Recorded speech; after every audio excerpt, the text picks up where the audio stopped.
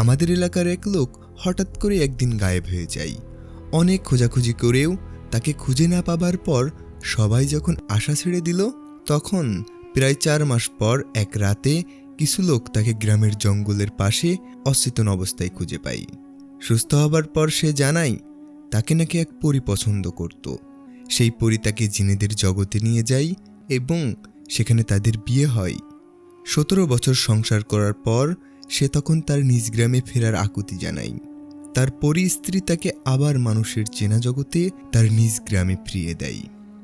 আপনি কি কখনো ভেবেছেন আমাদের এই চেনা পৃথিবীর সমন্ত্রলে লুকিয়ে আছে অন্য এক রহস্যময় জগৎ, যেখানে রাত হয় না, দিনও হয় না, সারাক্ষণ বিরাজ করে এক মায়াবী গোধূলি বেলা। যে জগতের বাসিন্দারা মানুষের মতোই ইবাদত করে, বিয়ে করে, কিন্তু তাদের ক্ষমতা আমাদের কল্পনারও বাইরে। আজ আমি আপনাদের শোনাবো কোনো এক কাল্পনিক রূপকথা নয়, বরং আমাদের দেশেরই একজন বিখ্যাত আলেমে দ্বীনের চোখে দেখা কোহেকাপ নগরীর এক লোমহর্ষক সত্য কাহিনী, যেখানে তিনি মাত্র কয়েক ঘন্টা কাটিয়ে এসেছিলেন, অথচ পৃথিবীতে পার হয়ে গিয়েছিল দীর্ঘ 6টি দিন। কি ঘটেছিল সেই রহস্যময় শহরে, কিভাবে একজন মানুষ প্রবেশ করল জিনেদের রাজ্যে, জানতে হলে ভিডিওটি শেষ পর্যন্ত দেখুন। ইতিহাসে জিনেদের রাজ্য ভ্রমণে কোনো নতুন ঘটনা নয়। প্রশ্ন হলো, কিভাবে এই দুই জগতের মধ্যে অদৃশ্য পর্দা চিরে যোগাযোগ স্থাপন সম্ভব। আজকে আপনাদের সাথে শেয়ার করব কোহেকাপ বা জিনেদের নগরী নামে ইসলামের ইতিহাসে সুপরিচিত সেই নগরীতে একজন মানুষের প্রবেশের ঘটনা। ঘটনাটি আমাদের দেশের বিখ্যাত সারিসিনা মাদ্রাসার এক ওস্তাদ হুজুরের। সংগৃহীত ঘটনাটি যিনি বর্ণনা করেছেন তার মতো করেই বলছি। কুমিল্লা খানকায়ে সালেহি কমপ্লেক্সের বড় হুজুর জনাব সালেহি সাহেবের সাথে আমার একটু ভালো সম্পর্ক ছিল। প্রতি মাসেই হুজুরের মাদ্রাসায় আমার যাওয়া আসা হতো। একদিন ভর দুপুরে হুজুরের হুজুরখানায় গিয়ে দেখি হুজুরের চোখ খুব লাল আর মলিন বদনে বসে আছেন। হুজুর বেশ খানিকক্ষণ চুপ করে রইলেন। প্রায় মিনিট খানিক বিরতির পর তিনি বলতে লাগলেন, কাল এমন একটা জায়গায় গিয়েছিলাম যেটাই পৃথিবীর বাইরে। পৃথিবীর বাইরে বলতে আমি একটু চমকে গেলাম। হুজুর বলতে লাগলেন তার মাদ্রাসায় ঘটে যাওয়া ঘটনাগুলো। গত বছর রমজান মাসের শুরুতে আমার মাদ্রাসায় একটা বালক আসে তার বড় ভাইয়ের সাথে। ওই দিন আমার কামরায় রাত্রি 8টায় ওই শুভ্র সাদা লম্বা কেশ বিশিষ্ট বালক ও তার বড় ভাই প্রবেশ করে। আমি তাদের দেখেই বুঝে ফেললাম এরা সাধারণ কোনো মানুষ নয়, এরা অবশ্যই স্বতন্ত্র জিন জাতি। আমি যখন তার বড় ভাইকে এ ব্যাপারে জিজ্ঞেস করলাম, সে অবলীলায় স্বীকার করল যে সে মানুষ নয়, সে জিন এবং একজন মুমিন জিন গোত্রের অন্তর্ভুক্ত। সে আরও জানায় যে কোহেকাপ নগরী থেকে সে এসেছে। সে আমাকে খুব অনুরোধ করলো তার ছোট ভাইটিকে আমার মাদ্রাসায় ভর্তি করানোর জন্য। ওই বালককে আমি আমার মাদ্রাসায় ভর্তি করালাম। বালকটির নাম ছিল আব্দুল্লাহ আল ফারিস। আমি তাকে ফারিস বলেই ডাকতাম। ফারিসের বয়স তখন ছিল 80 বছর। হয়তো অনেকেরই মনে প্রশ্ন জাগতে পারে, একটি 80 বছরের বয়সের বালক মাদ্রাসায় শিশু শ্রেণীতে কেন ভর্তি হতে আসলো? ফারিসকে তার কোহেকাপ রাজ্যে দীর্ঘ 50 বছর তার নিজস্ব সংস্কৃতি কালচার নিয়ে জ্ঞান দেওয়া হয়। তারা যখন পরিপূর্ণ জ্ঞান লাভ করা শেষ হয়, তখন উচ্চ জ্ঞান লাভ করতে কেউ কেউ পৃথিবীতে আসেন ধর্মীয় শিক্ষা নিতে। ফারিস কখনোই মাদ্রাসার অন্যান্য বালকদের সাথে মিশত না। রাতে ফারিসের কাছ থেকে তার কোহেকাপ রাজ্যের সব তত্ত্বাবলী শুনতাম। ফারিস প্রতি বৃহস্পতিবার বাদ এশায় খাওয়া দাওয়া করে তার রাজ্য চলে যেত। শনিবার ফরজের নামাজ পড়ত মাদ্রাসায় এসে। সে তার বাড়ি থেকে বিভিন্ন ফল ফলাদি নিয়ে আসত। তাম্বুল, এরিসা, বাবে কাশেমি, এই 3 জাতের ফলই সে নিয়ে আসত। তাম্বু নামক ফলটা দেখতে আঙ্গুরের মতো, তবে সাইজে বড় আপেলের মতো। এরিসা হলো কাঁটাযুক্ত লাল ডিম্বাকার ফল। বাবে কাশেমি হলো কমলার মতো। একদিন রাতে বায়না করলাম তার আসল সুরতটা আমায় একটু দেখাতে। লাইট বন্ধ করলে মুহূর্তেই তা আসল রূপে সে ফিরে আসলো।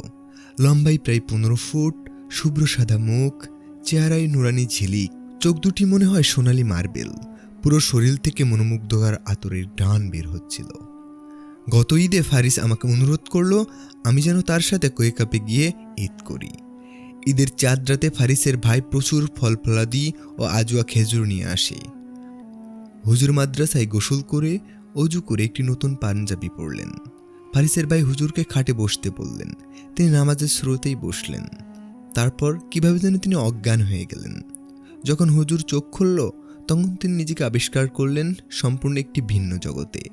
দিনও নয়, রাতও নয়, দিন রাতের মাঝামাঝি ভোরের যে দৃশ্যটা আমরা দেখি, খুব শুনশান, নীরব আর পরিপাটি একটি জায়গা। ফারিস তাকে জানালো কহিকাব 3টি প্রদেশে বিভক্ত: আবে হাসনাত, হায়ে নাজরান এবং কুব্বাতে মুসাদ্দাক। আবে হাসনাতে দিনদার মুসলমান জিনেরা থাকে, হায়া নাজরানে থাকে পরীরা বা পরিস্থান, কুব্বাতে মুসাদ্দাকে থাকে বদ জিন এবং কাফির মুশরিক জাতিরা। হুজুরকে একটি ভাসমান খাটে বসানো হলো, তাকে হালুয়া এবং মিষ্টি দেওয়া হলো যা কাশ্মীর এবং রাওয়ালপিন্ডি থেকে আনা হয়েছিল। এরপর ফজরের ওয়াক্ত হলো, তিনি মসজিদে গেলেন। সেখানকার আজান ছিল অত্যন্ত সুমধুর। মুয়াজ্জিন ছিলেন হযরত সুলাইমান আলাইহিস সালামের আমলের এক জিন সাহাবীর বংশধর। নামাজের পর ঈদের জামাত হলো। জিনরা হুজুরের সাথে মুসাফা করলেও কোলাকুলি করেননি, কারণ জিনেদের সাথে ইনসানের কোলাকুলিতে মানুষের ক্ষতি হতে পারে। এরপর হুজুরকে 41 পদের খানা খেতে দেওয়া হলো। শর্ত ছিল বিজোড় সংখ্যক পদ থেকে খেতে। হুজুর পায়েস, সামুদ্রিক মাছ, কলিজা ভুনা এবং হরিণের মাংস খেলেন। ফারিসের বাবা হুজুরকে একটি তসবি উপহার দেন, যা গোমেদ পাথরের তৈরি। ফারিস হুজুরকে পুরো কহিকাব ঘুরিয়ে দেখানোর জন্য তার হাত ধরতে বলেন। হাত ধরতেই হুজুরের মনে হলো তিনি বরফ ধরে আছেন।